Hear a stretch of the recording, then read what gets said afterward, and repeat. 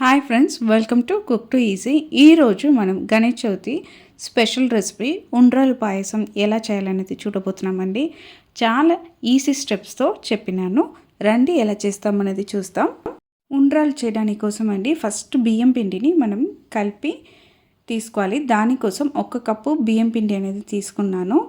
ఇక్కడ a cup అయినా మీరు వాడచ్చు. మనం తీసుకున్న బియ్యం పిండి అనేది చాలా మెత్తగా ఉండాలండి. మీరు బయట నుంచి తీసుకుంటే ఒక 2-3 సారి సీవ్ చేసి తీసుకోండి. దాంట్లో ఒక చిటికలంతా ఉప్పు వేసేసి దీంట్లో 1 టీ స్పూన్ అంతా దాటి బెల్లం అనేది వాడుతున్నానండి. మీరు నార్మల్ బెల్లమే వాడచ్చు. ఇప్పుడు ఈ బియ్యం పిండిలో వేడి నీళ్ళు అనేది కొద్దిగా పోస్తూ మనం ఈ బియ్యం పిండిని మనము కలుపుకోవాలండి. నీళ్ళు అనేది ఖచ్చితంగా వేడి మీద ఉండాలండి. అప్పుడే ఈ సాఫ్ట్ బియ్యం పిండి అనేది ఈ వేడి నీళ్ళతో కలిసి మనకు ఇంకా సాఫ్ట్గా దొరుకుతుంది. అప్పుడు మనం పాయసంలో తింటున్నప్పుడు చాలా మెత్తగా సాఫ్ట్గా మనకు ఉంటుంది. ఈ విధంగా మనము కొంచెం పోస్తూ మనం పిండిని రెడీ చేసుకోవాలండి. చూడండి, పిండి అనేది ఈ విధంగా రావాలి. ఇప్పుడు ఇది వేడి మీద ఉంది కాబట్టి ఇలా కలిపిన తర్వాత ఒక ప్లేట్ పెట్టేసి ఒక 2 to 3 మినిట్స్ పాటు వదిలేయండి. 3 మినిట్స్ తర్వాత చూసామంటే మనకు పిండి అనేది సూపర్గా రెడీ అయింది. ఇప్పుడు ఈ పిండి మీద 1 టీ స్పూన్ అంతా మనము నెయ్యి అనేది యాడ్ చేసి మంచిగా కలుపుకోవాలండి. నెయ్యి అనేది ఇక్కడ యాడ్ చేసి కలుపుతడం వల్ల మనకు ఈ ఉండలు అనేది సాఫ్ట్గాని చాలా టైం ఉండడానికి హెల్ప్ చేస్తుందండి. అందుకని ఈ విధంగా కలుపుతూ మనకు కావాల్సిన షేప్లో మనం దీన్ని రెడీ చేసుకోవాలి. నేనైతే ఇక్కడ బాల్స్ అలానే సన్నగా పొడువుగా లైన్స్ లాగా రెడీ చేసుకుంటున్నాను. మనం తీసుకుంటున్న బాల్ సైజ్ అనేది చిన్నగా ఉన్నట్టు చూసుకోండి. అది మనకి ఈజీగా ఉడికిపోతుంది కాబట్టి చిన్న సైజు బాగుంటుంది. చూడండి, మనం దగ్గర ఉన్న పిండిలో ఈ 2 షేప్స్ అనేది చేసి పెట్టుకున్నాం కదండి. ఇప్పుడు ఈ బౌల్లో ఒక చిన్న నిమ్మకాయ ఎంత సైజు పిండిని వదిలినాము. దీంట్లో కొద్దిగా నీళ్ళు వేసి దాన్ని ఉండలు లేకుండా బాగా నీళ్ళతో కలిపి పెట్టుకోవాలండి. ఈ విధంగా కలిపి పెట్టుకున్నాక మనం పాయసం అనేది రెడీ చేయబోతున్నామండి. ఇప్పుడు మనకు ఉండ్రాలు పాయసం చేయడానికి కావాల్సినవి రెడీగా ఉంది. రండి పాయసం ఎలా చేస్తామనేది చూస్తాం. పొయ్యి మీద ఒక కడాయి పెట్టేసి కడాయిలో 2 కప్పు అంతా నీళ్ళు వేసానండి. నీళ్ళు అనేది బాగా వేడి అయింది. నీళ్ళు ఈ విధంగా బాయిల్ అవ్వడం స్టార్ట్ అయిన తర్వాతనే మనం రెడీ చేసి పెట్టుకున్న ఈ ఉండ్రాలని దాంట్లో వేయాలండి. ఈ విధంగా వేసిన తర్వాత మనం గరిటె పెట్టి కలపకుండా 2 నిమిషాల పాటు దీన్ని వదిలేయాలి. అప్పుడు వేడిగా ఉన్న ఈ నీళ్ళు అది తొందరగా ఉడికిపోతుంది. ఈ ప్రాసెస్ అనేది చాలా తొందరగా అయిపోతుందండి. చూడండి, మనం వేసి ఒక 2 నిమిషాలు అయిందండి. ఇప్పుడు చూసారు కదండి ఎంత సాఫ్ట్గా మనకు ఆ బాల్స్ అనేది ఉడుకుతుంది అని. మనం నెయ్యి వేసి కలిపి చుట్టాం కాబట్టి బాల్స్ అనేది ఒకటికి అతుకకుండా ఉంటుందండి. ఈ విధంగా కలిపిన తర్వాత పొయ్యిని మీడియం ఫ్లేమ్లో పెట్టేసి మళ్ళీ ఒక 2 నిమిషాల పాటు దీన్ని ఉడికించండి.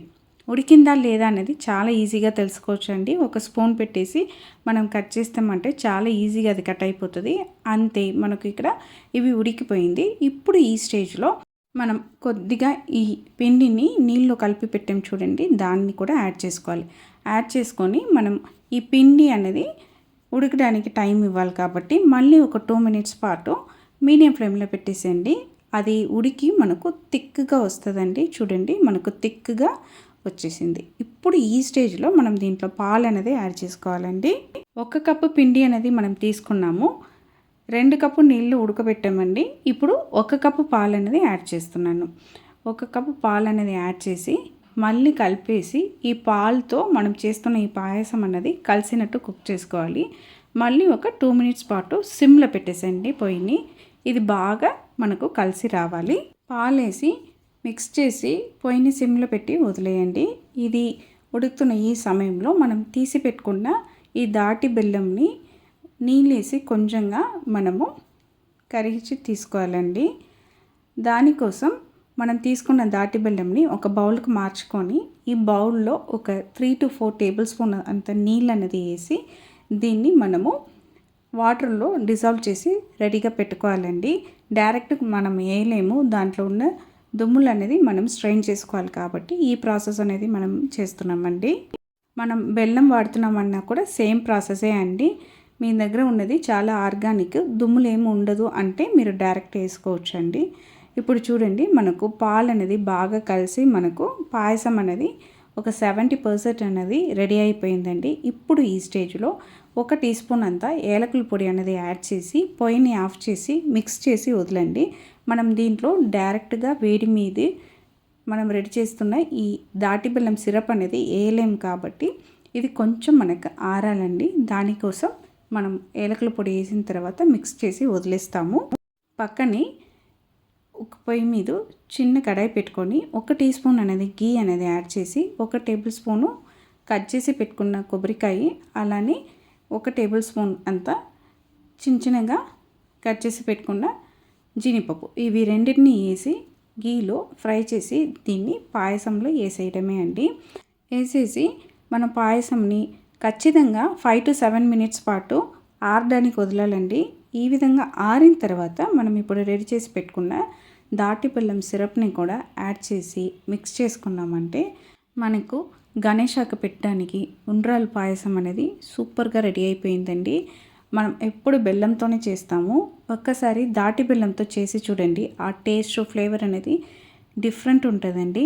మిక్స్ చేసి మనం సర్వింగ్ బౌల్కి మార్చుకుంటామంటే సూపర్గా మనకు ఈ ఉండ్రాల పాయసం అనేది రెడీ అయిపోయింది. వేడి మీద మనం సిరప్ అనేది వేసి కలిపితే పాలు అనేది విరిగిపోవడానికి ఛాన్సెస్ ఉన్నాయండి.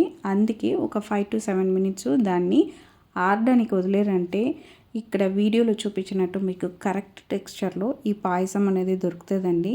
చాలా సింపుల్ పాయసం రెసిపీ, చాలా ట్రెడిషనల్ పాయసం రెసిపీ కూడా అండి. మీరు కూడా సేమ్ కొలతలతో ఒక్కసారి ఈ గణేష్ చవితికి ఈ విధంగా ఉండ్రాల పాయసం చేసి చూడండి. మీరు తప్పకుండా ఇష్టపడతారండి. మీకు మనం చేసిన ఈ ఉండ్రాల పాయసం రెసిపీ నచ్చిందంటే మన కుక్ టు ఈజీ ఛానల్ని లైక్ చేయండి, షేర్ చేయండి, కామెంట్ చేయండి. తప్పకుండా మన కుక్ టు ఈజీ ఛానల్ని సబ్స్క్రైబ్ చేయండి.